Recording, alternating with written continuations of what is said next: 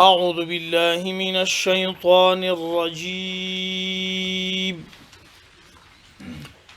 بسم الله الرحمن الرحيم. يا بني إسرائيل اذكروا نعمتي التي أنعمت عليكم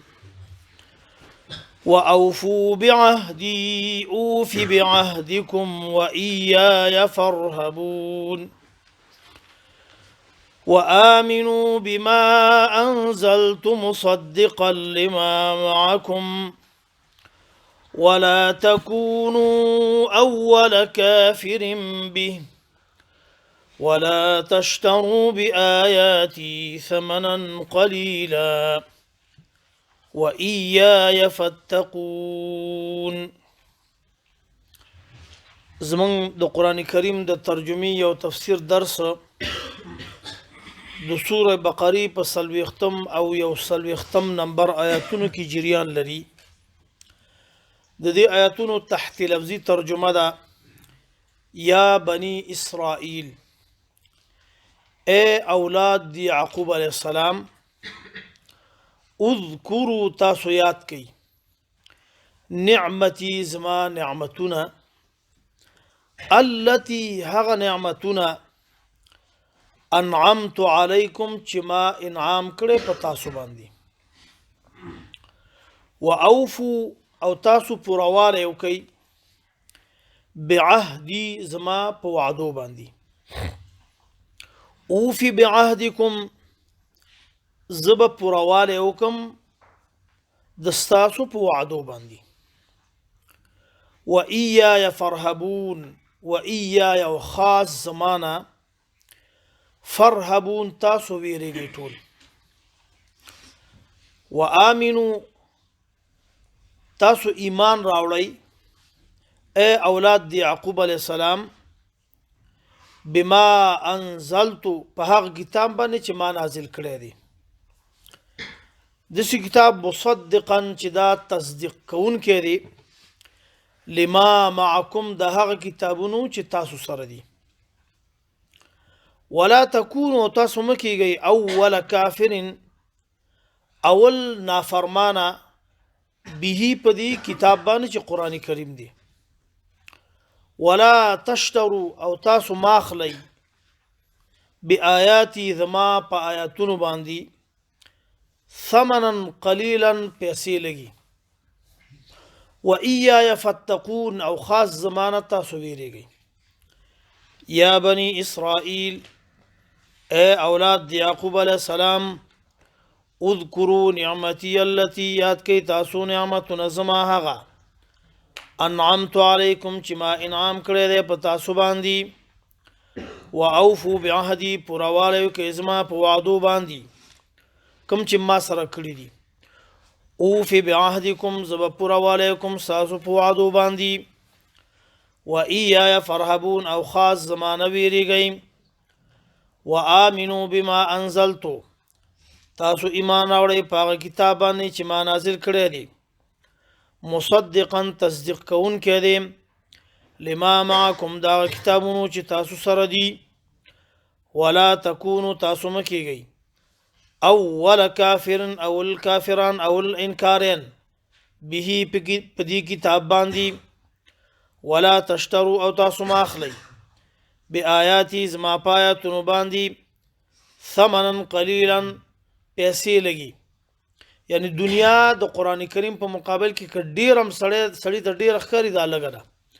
وإياي فاتقون او خاص زمانه ویریږئ. دا د دې آیاتونو تحت لفظي ترجمه وه. په دې آیاتونو کې مهم جزئیات د دې مجلس مطابقا یو لفظ یا بني اسرائیل، په دې اسرائیل کې د مفسرینو ډیر اقوال چې دي څوک مراد دي. نو مشهور ده چې اسراء په معنا د عبد سره ده په عبرانی ژبه کې، او ایل دا په عبرانی ژبه کې دا د الله نه تعبیر دی، لکه موږ تاسو چې کوم نمونه لري په عربي کې. نو د دې مجموعه د اسم صفتی دی، د یعقوب علیه السلام عبد الله معنا ورکړي د عبد الله. بیم ځینې اهل لغت ویلي دي چې اسرائیل په معنا د شپې تلونکي ته ویل کیږي. سبحان الذي اسرا بعبده. یعقوب علیه السلام او ټول انبیاء د شپې تک کړي کنه دعوت د پاره دین د پاره مختلف ځایونو ته. دویم لفظ په دې کې هغه د اذکروا نعمتي التي الله د یعقوب علیه السلام اولادی ته چې يهود دي يهود ته وایي چې تاسو زما نعمتونه یاد کړئ. کوم نعمتونه؟ هغه نعمتونه چې په تاسو باندې ما کړیو. د روایتو مطابق په دې قوم کې د 50,000 په شاوخوا کې انبیا راغلي دي غټه واړه. دا لوی نعمت دی د یو قوم نه چې راشي. دویم روس آیاتونو کې براشي چې د زمانه په خلکو باندې بهترین خلک هم دی علی العالمین. ما تاسو ته فضیلت درکړې دی د زمانه په ټول مخلوقاتو باندې. دا لوی نعمت دی چې یو چا په قوم کې د الله استازي د الله د پیغام رسون کې راشي. زموږ اساس په مملکت کې چې یو چا قوم کې وکیلی وزیری رئیس جمهور څومره فخر وکړي. دا چې د الله تر طرف نه مقرر شوی خلک دا لوی کار دی. نو الله وتعالى وایي چې دا یاد کړئ تاسو. اوفو بعهدي نو څوک دغه نعمتونو شکرانه ادا کړئ تاسو. هغه څه دی چې کوم وحي انبیاء ته شوی دا تاسو ته بیان کړی دا پاغي کې تاسو ما سره وعده کړی چې موږ به الله یوازې منو شرک بنه کو او د هر نبی رسالت به منو. لیکن د یو نبی دراتګ نورسه چې بل نبی راغلی دا غي نافرمانی کړی. د ټول انبیاء نافرمانی کړی دا تر د موسی علی السلام پورې چې اخیری نبی په دې کې راغلی دی. داغه کتاب ابن د منلې او تورات کې تحریف کړی دی. بل لفظ په دې کې وامنو ور په دې اول آیات کې الله درې اوامر ذکر کړی. زما نعمتونه یاد کړئ، ما سره په وعدو باندې وفا وکړئ او زما نه ویریږئ. په دې دوم آیات کې الله چې د اوامر هم ذکر کوي او نواهی هم ذکر کوي. وامنو دا امر دی. داغي وعدونه چې الله سره دای کړی او په تورات کې یو وعده دا و چې کله اخیری نبی راشي موږ په ایمان نه وړو. فقط کتاب کې دا شته. ځکه مفسرین وایي چې د وامنو معنا دا وامنو بالقرآن. تاسو ایمان په قران کریم باندې راوړی. هغه قران باندې انزلته على محمد صلی الله علیه وسلم چې ما نازل کړی دی هغه په محمد صلی الله علیه وسلم باندې چې هغه موافق دی لما جاء فی التورات. هغه کتاب کې چې د تاسو سره دی چې تورات دی مخکې د تحریف نه په شان د الله د توحید کې او د پیغمبر پر علی ګلو کې. تورات کې دا ټول شی نه دغه کړیو.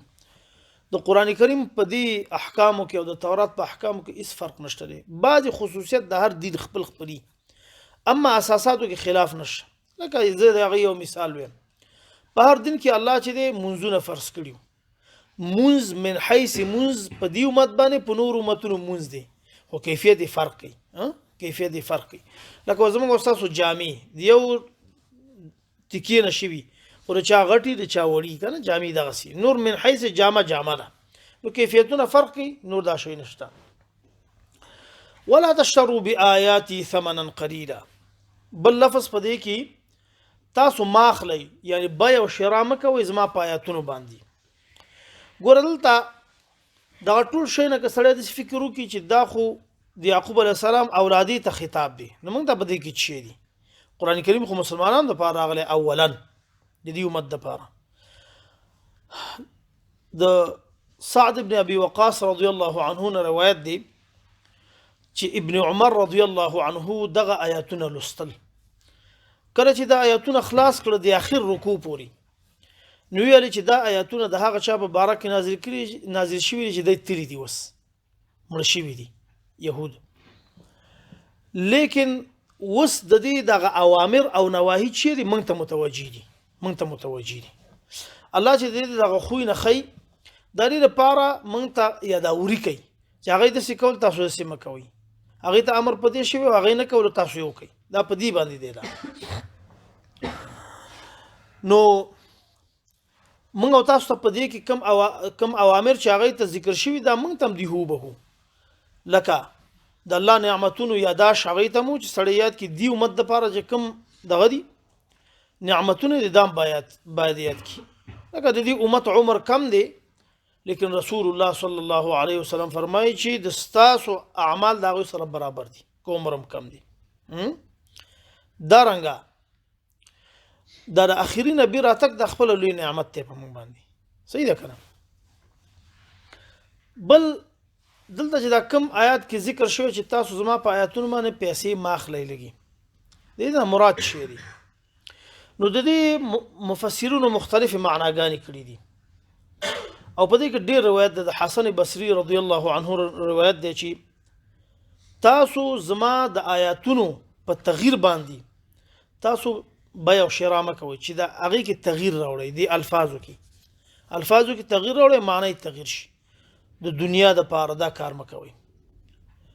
دویم قول د مفسرینو بل د امام سدی روایت دی چې تاسو بیع او شراء مه کوئ بکتمان آیاتي چې زما آیاتونه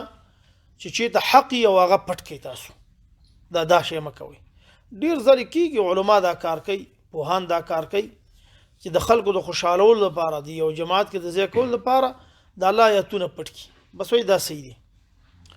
دریم د دې نه مراد دا دی چې تاسو انکار زما په آیاتونو باندې مه کوئ زما په آیاتونو باندې څلورم قول دا دی چې بترک العمل بآیاتي چې یو ځای کې د ستاسو دنیوي مفادي د الله د آیاتونو چې کوم عمل دی هغه پرېږدئ وایي چې دا بس دام صحیح دی دا شی نه ډېر شته دی کېږي دا ابو العالیه وایي چې او ابو حیان چې مراد د دین ټول اوامر او ټول نواهی او عام احکام دي چې دا معامله د سره مه کوئ خو اوس راځو دې خبرې ته چې دغه کوم مروجه شی نه چې د مسلمانانو په منځ کې د قرآن کریم په رابطه باندې کېږي د اجرت په بنا باندې دا څه حکم لري نو دې لپاره څو صورتونه دي بعضې جایز دي بعضې ناجایز دي بعضې منع دي لکه موږ تاسو په خپل ماحول کې د قرآن کریم ختمونه کوو پروژو کې کوو نور ځایونو کې کوو د قرآن کریم په آیتونو باندې دم کوو مختلف صورتونه دي نو څومره چې ماته معلومات دی او ما په دې باره کې تتبع تلاش وکړو نو دغه یو شی ماته ذهن ته راتلو د هغې د لیکلو نه مسأله د اجرت د قرآن کریم چې دا اول صورت دا دی چې تلاوت د دې کې په مقصد د چی سره د تداوی سره او علاج سره لکه یو سړی تا ته راځي چې یاره زه مریض یم یا یو ماشوم راولي او ته یو ځای کې ناست یې تا باندې د خیر الموجودین ګمان دی چې دا په مسلمانانو کې ښه سړی دی نسبتا زموږ نه تقوادار دی چې خلکو باندې ګمان کوي لکه نن سبا په علماو باندې خلک ښه عقیده لري نیکان خلکو باندې مشرانو باندې نو دا یې عقیده چې یاره زه دې ته ځمه چې د قرآن کریم آیاتونه په ما باندې چې کی چوف کی او ما باندې دم واچي تداوی په دې صورت کې د قرآن کریم تلاوت په مقصد د تداوی او د علاج باندې فاخذ اجرته جائز باتفاق اهل العلم د ټول علماو پرایا باندې چې څومره د هر مذهب خلک دي که د احنافو دي که د شوافیو دي که نور دي کوم چې د دین ټول بخښونه دي دا وایي چې دا جایز دي په اتفاق د اهل علمو او دا وایي په دې کې نه راځي په دې شرا کې دلیل د لپاره د رسول الله صلی الله علیه وسلم یو حدیث دی حدیث په نوم د لدیغ باندې مشهور دی چیچونکي چې صحابه سعد رضی الله عنه او یو ډله د صحابه یو ځای کې تېرېدل او یو یهودي مار یا لړم چې شلوریاتو کې دواړه راځي نو کله چې دی ولیدلو ورته ویل چې راشئ ما دم کوي یعنې هغه وخت یهود هم په مسلمانانو باندې باور وکړ هغوی په تورات د شیانو باندې پوهېدل چې دا برحق خل دي عنادن یې ایمان نه راوړو نو هغوی ورته ویل چې شرط یې ورسره کېښودو حدیث کې راځي بخاري کې حدیث دی چې موږ تا دم کوو خو په دې شرط چې ته به موږ ته یو کنډک وزې راکړې دا ډېر شی نه یو لس 12 15 په راحت راځي نه نه زیاتی هغه سره دا ومنل نو هغه چې په د دم واچول هغه سره د خوشو حدیث کې راځي سوره فاتحه په ولسله سوره فاتحه چې ولسله دا خوشو دایته نو واغسي رسول الله ته دا موضوع راغله وته ویل چې دا یعنی د په چپاته شو صحیح دی سم مسله په دې کې نشته او یو روایت کې راځي پیغمبر ویل چې دینه که صفاتی ماتم راکې یعنی د قران کریم لوستل د تداوی په حساب سره یا د علاج په حساب سره چې هر آیات په تولولي او د هغه مراجعه نه ته شیخ داسې لکه سړی چې ډاکټر ته مراجعه کوي دلته دغه مسله د تداوی مهمه ده دي کې په اتفاق د علماو باندې نور دلایل مشته دا جایز دي ده دویم قسم د قران کریم د تلاوت شری هغه لستل چې مقصد پاره کې شي هغه اهدا کول د ثواب دی غیر ته لکه وسړی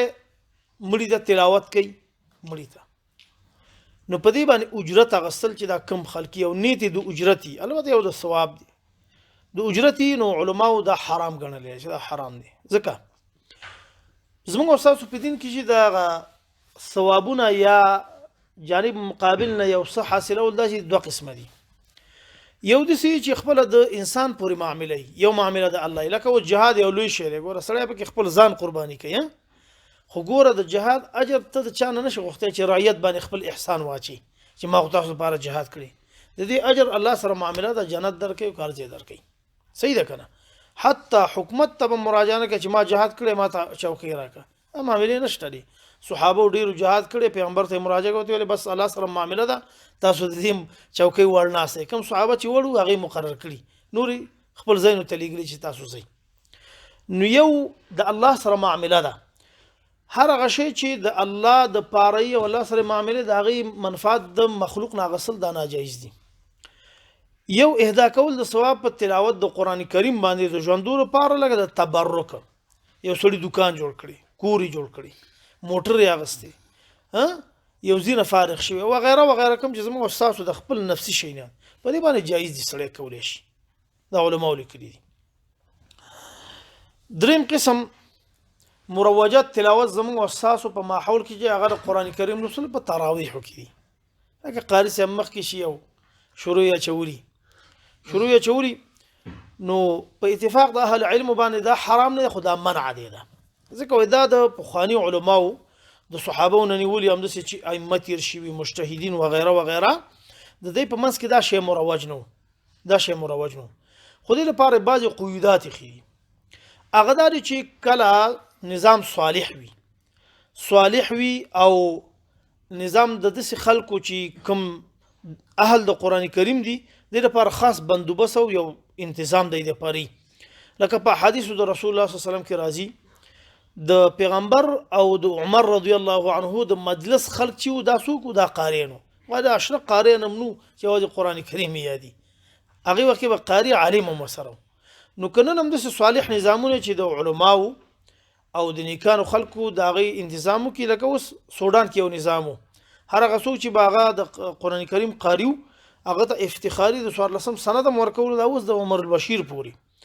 او تر مرګ پورې $100 هغه ته مقررو چونل ته مشکلات دي نو به هر حال دا په سلفو کې نشته دي او کدس یو څوک منځو کې دی یعنی دې په قبولوالي کوم شک راځي قران کریم باندې ډیر په پاک نیتی ویل شي او ما سوا د دین د علماء کوم نیکان خلک چې د دین ته ځان وقف کړي په نورو لارو طریقو چې د مالونه په شبهات کې وانه چول شي د سره مرسته کومک کوي نه دا چې یو دې ته خاص کړي چې یو څو قران کریم او به وته چاله ما ته پیسې راکو دای نیتی اوس خو الحمدلله دا شي نړۍ په جامعه کې کم شوي کم رنګ شوي په خو ګوره ټیکادارې نه وي دلته به ختم کول ته به ختم دا یو رواجی شي نو هغه نور شي خو پرې کوم ازرار چې د قران کریم تلاوت صحیح کول نه کول به هر حال نو دا شي نه دا د دې ټول صورتونه نو موږ تاسو په کار چې قران کریم اول د دې شی نظر خلاص کو د دې نه د خلاصېدو اسانه لار شي ده خپل قران کریم تلاوت کی دا ګوره د مزدوري کتاب نه دی او نه چې د بیګار دی دا د دې باندې ایمان چې دی دا فردي فرض سمانه یعنی دا نه دی چې د یو سړي پلار د ایمان پر راوړي او د تلاوت زده کړي او ته په خلاص قیامت کې دا به د خپل ځان د دې په تلاوت خلاصي زوی خپل خلاصو ته خپل خلاصي نو د قران کریم ناظره چې د امت باندې فرض ده د قران کریم د مخینه لوستل او د قران کریم حفظ چې دا فرض نه دی اوس زما قران کریم یاد دی الحمدلله دا یو امتیاز ده مې لپاره خو قیامت کې که زما یاد نو و چې مې یاد کړی په دې مینی سکیر مې کړو ځکه دا کفران د نعمت دی خدا پې نه نیسي که دې یاد نه ستاسو یاد نه دی دا امتیاز دی دا یو تخصصي شی دی اما د قران کریم ناظره زده کول دا په هر امتی باندې دا فرض دی او د دې لپاره خل ارمدار چې الله سره سره تعلق ځان ته جوړ کی او د دې جوړېدلو لپاره هم دا لار ده چې خپل قران کریم یې صحیح ده کنه ناظره د قران کریم په ټول امت باندې فرض ده ځکه صحابه ک امینو مون قران کریم د مخ نه زده خو ټول صحابه قارئ نو دا په تاریخ کې څوک نشي پیش کوي چې ټول صحابه قارئ نو قران کریم خپل زده کوي دغه مروجه طریقې چې دا باید ختم شي دا الله سره صحیح درست تعلق جوړ شي دا د واسطې ماسیتو معاملې ختم شي الله باندې خپل مشکل ډایرک حل کو صحیح ده بهم کله مشکلی سره کولای شي نیکان خلا ټول کی په دې ختمونو کې ګوره یو شی واوري دا ته الله رضا لپاره د خپل غاړي خلاصولو لپاره مسله ګودم شولا زموږ په جامعه کې مشکل شي لري بعض شي نه د علماء ته بیګاری سپار لکه دا چې د کاری میراثي دا کول په کار نه دي الله سره خپل تعلق جوړول په کار دي او د دینه ما سیوا کوشش دا کول په کار دي چې سړی په الله باندې خپل ځانو بخي په الله باندې خپل ځانو بخي د بل په تمه باندې نشي ځکه الله په نیتونو باندې فیصله کوي صحیح ده کنه موږ تاسو کله یو مشکل سره مخ شو مریض کور کی ګوره دغه د قران کریم ویل چې دی د قران کریم ویل دا سړی په خپل وکي حدیث کې راځي چې سرقه رد البلا ده وستا کور کې مشکل پیدا شوی ټول موږ تاسو مسلمانانو خو په مسلمانانو کې چې کم تا ډیر خخ کړل لکه حدیث رسول الله صلی الله علیه وسلم کې راځي ولا تاكل طعامك الا التقي ستا ډوډۍ دې نه خوري مګر په مسلمانانو کې چې ډیر متقي دین سره ټول کس پینګری چې تا ته اسلام کې دا ګری سپین کړي ډیر دغه امدا بوزه سرقه پی وخوره ترسو او په دې نیت باندې چې زما دا مشکل حل شي کور کې مریض دي کاروبار نشته نور مشکل ده صحیح ده کنه خپل سره قران کریم تلاوت کوي الله سره تعلق جوړ کی دعا کوي الله زموږ ګناهونه معاف کړي زموږ مشکلات حل کړي په موږ باندې رحم وکړي یا الله مو قران کریم باندې پوي کی موږ په عمل لا کی الله زموږ ګناهونه صلی الله تعالی علیه